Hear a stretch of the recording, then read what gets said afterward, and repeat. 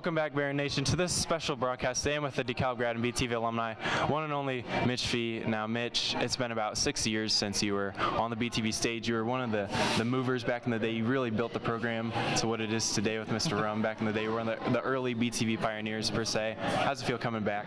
It feels great. I'm really happy to be here. I'm really happy to be talking with you guys. I'm excited to let you guys know what I've been up to and some of my favorite times at the old BTV.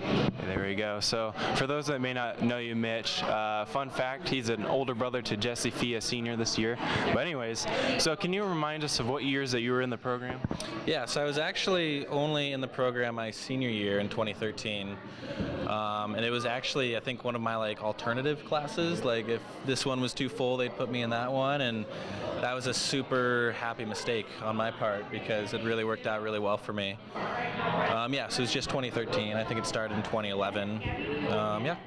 So that's pretty cool. So, is there a favorite memory that sticks out to you to this day? Like it's been a little bit. What memories resonate with you today? You know, I mean, aside from just having the luxury of just working with a great group of people every day and being able to come in and kind of make it our own was really delightful. And I think my favorite thing was some of the original projects that we kind of formulated. I think my favorite one was probably at the end of the school year. I came up with this idea for the BTV Awards. I don't know if you guys still do that, but it was somewhat of a satirical award show where I was just running around with the camera, and we had some set, we had some that weren't set. Like I had one award that was nice and printed and framed for the first person I see in the hallway award, and then the first person I saw in the hallway, we gave him an award. And then the first person that asked what we were doing, I gave him an award. And we definitely had some set ones. Certain teachers got, and I don't know if Mr. Robinette's still there, but he got the most likely to be upset that I barged into his classroom award, and he was very upset that I barged into his classroom. So you interrupted my class for some lame award? Oh, it's a very prestigious honor. Get out. Okay, fair enough. Thank you. No problem, my pleasure. Congratulations.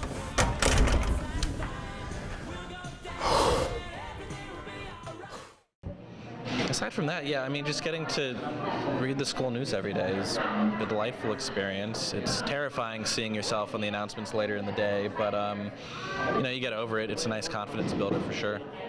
There we go. So I got a question for you. So you were in BTV back in the day, so there's been segments that have been edited out, and the tradition was or from what I heard from alumni Jack Bassett, fellow alumni, he said, we adopted from your generation, from the Mitch Fees and the Mitch LaRues, the people that were all before us. Do you know the origins of Popcorn Previews and Mad Gab? Were you guys the ones that started it way back in the day? I think Hannah Craig started Popcorn Previews. I don't know if I remember Mad Gab, but yeah, Popcorn Preview we actually aired the trailers for movies, right? Yeah. How is that illegal? I have no idea, but I don't know if it is anymore, but back in the day, you really got away with it, didn't you?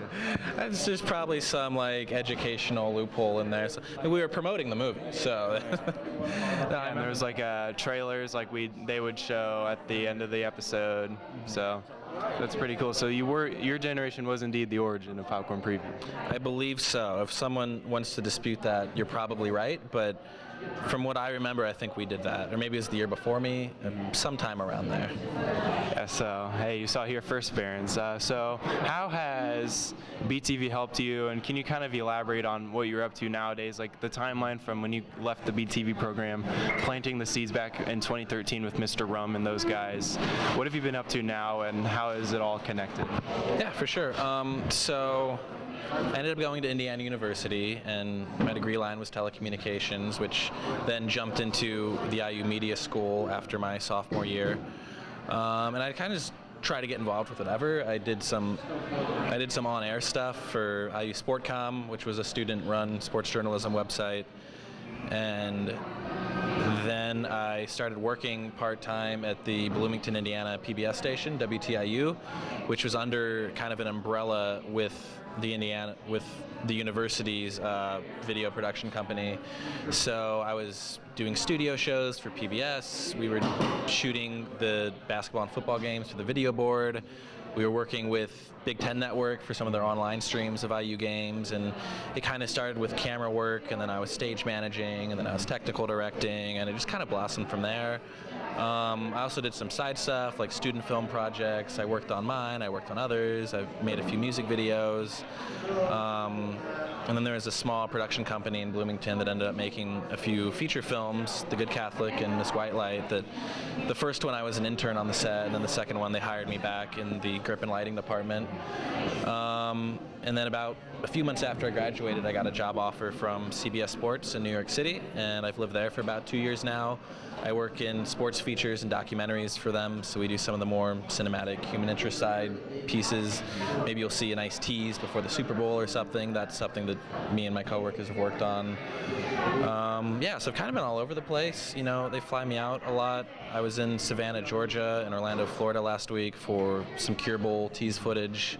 You know, we interviewed a player and his mother, who's a breast cancer survivor, and the bowl was sponsored by the Breast Cancer Awareness Foundation. It's just different things like that. It's something new every week. I do a lot of the shooting. I do some editing, color correction, and then a little bit of producing some smaller pieces. So, you know, that's quite the phenomenal jump from BTV to Brooklyn to Savannah, Georgia, to all across the country. What was that? What did that jump feel like? How did you feel in that beginning of from Indiana to New York to cross country? How did you feel? I mean, I definitely feel like there was kind of I don't want to say the word desperation, but it was almost a desperation to kind of like do something bigger and better every time. You know, there's a lot of self-pressure. The big thing for me was just getting involved, you know, not slowing down, you know, and there were some things that I didn't like a lot, like the sports journalism website I wasn't a big fan of. I started out at the radio station, at my school's radio station, WIUX in Bloomington, and I didn't like it, and then I came back to it later and I had a much better experience. So it's just trying different things and kind of finding your niche within that. And I mean, the biggest thing I can say is to get involved and just work hard, and hopefully you're working hard for the right people, because if somebody sees something in you, they're going to try to help you out, and they're going to help get you to where you want to be. Yeah, and that was really the biggest thing, is I feel like I worked hard for the right people, and it showed.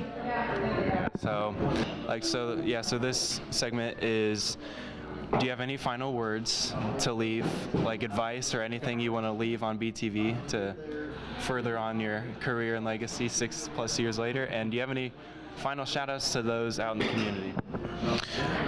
Yeah, so any final words is kind of going along with what I just said, which is just, you know, keep your head up, keep working hard, follow your passions, and kind of study too. Like, a lot of what I learned about cameras and shooting is stuff that I was just reading online in between classes at school.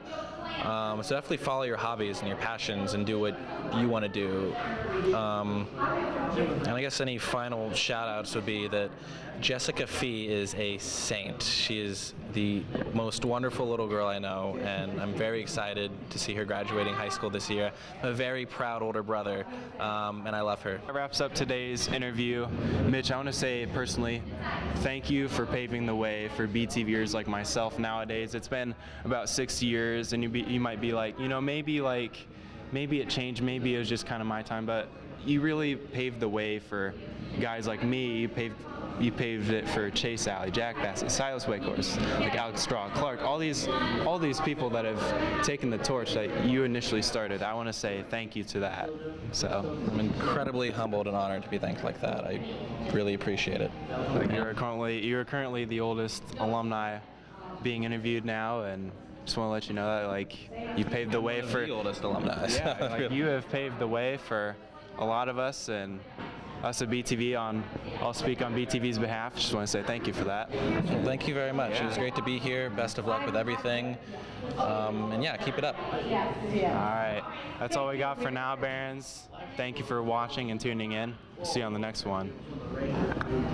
Okay, so I also did this segment called, like, it's my segment. It's called Grind Make Gears. So it's like, what slightly irritates you? Are you interested